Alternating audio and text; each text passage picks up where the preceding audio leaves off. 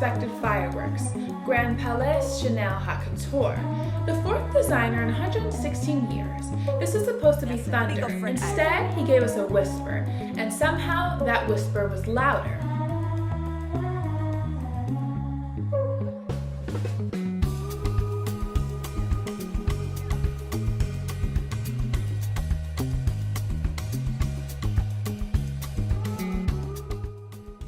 Matthieu Blazy's first haute couture show for Chanel was never going to be casual. This is not just any house, this is Chanel.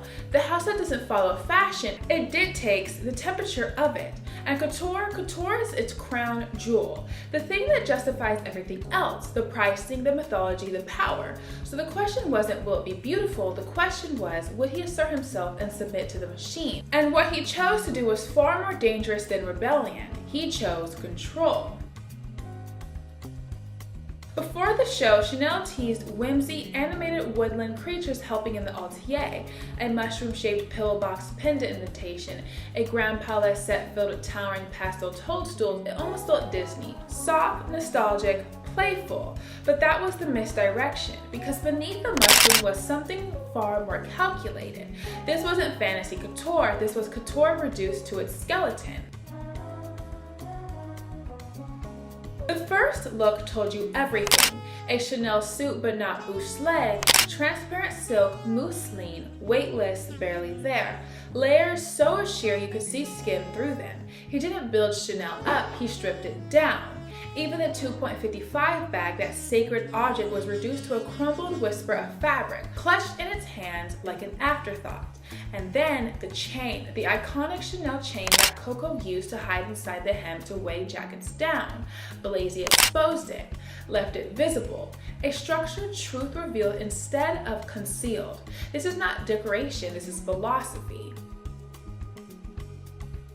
Haute couture today is usually about escalation. More drama, more volume, more spectacle. Blazy did the opposite. He asked, what happens if we remove the wow? What happens if couture becomes intimate instead of operatic? Silhouettes flowed like lingerie. Jeans dissolved in chiffon. Tailoring was deconstructed until only line remained. It wasn't about impact from across the room, it was about impact from 2 inches away. And that's a power move, because couture isn't made for the internet, it's made for salons. Let's talk about the tank and jeans, because yes, he did it again. A white tank, blue jeans, except they weren't what they seemed. At Bottega, he turned denim into leather illusion. At Chanel, he turned denim into silk abstraction. It's almost sarcastic. You're at Chanel Haute Couture, the most rare field level fashion, and he gives you the most ordinary uniform in existence, but elevated, disoriented, made impossible.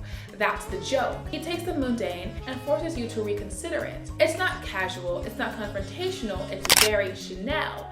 Because Coco's entire revolution was about turning simplicity into status. The collection was framed by Haute, a bird on a mushroom, beauty then nothing. And that's exactly what this collection felt like. Feathers appeared, but they rarely literal. Rafa, organza, frayed silk, bird motifs perched on bags, beneath collars hidden in details. Nothing screamed, everything suggested. Even the colors muted, subdued, feminine without being peacock loud. Pen hen, not peacock, subtle dominance. Here's where it gets interesting. Blazy is not officially creative director, he's a fashion operations director.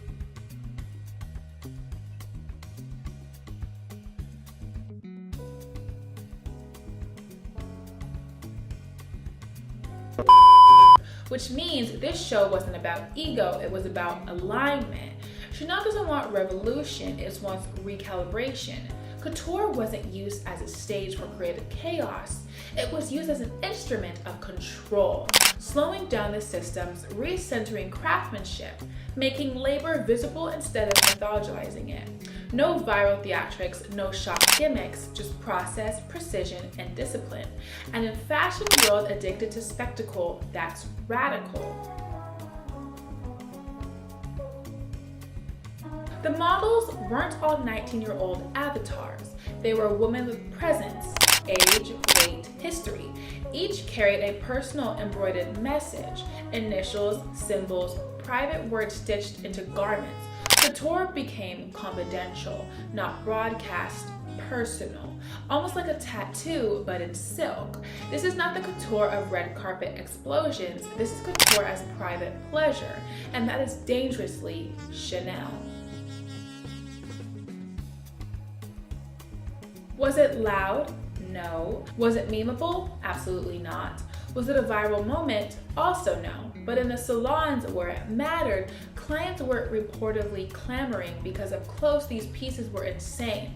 Mother of pearl shaved to thin paper thin petals, feathers reconstructed into something entirely new, tailoring reduced to minimal architecture. He didn't chase applause, he secured allegiance. And that's the best type to pledge to.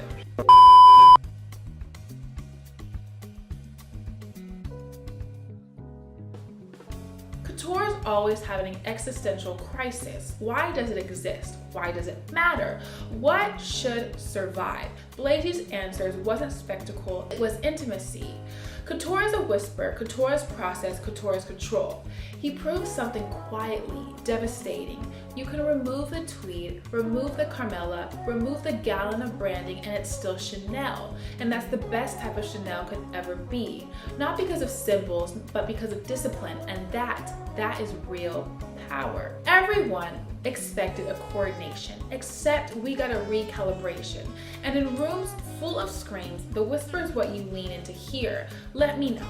Did he play it too safe, or was the most strategic couture move of the decade? Let me know more in the comments, my beautiful brats. Sincerely written in style, Mrs. October, aka the princess of fashion, the face of fashion, and the sole reason why there's an H in fashion.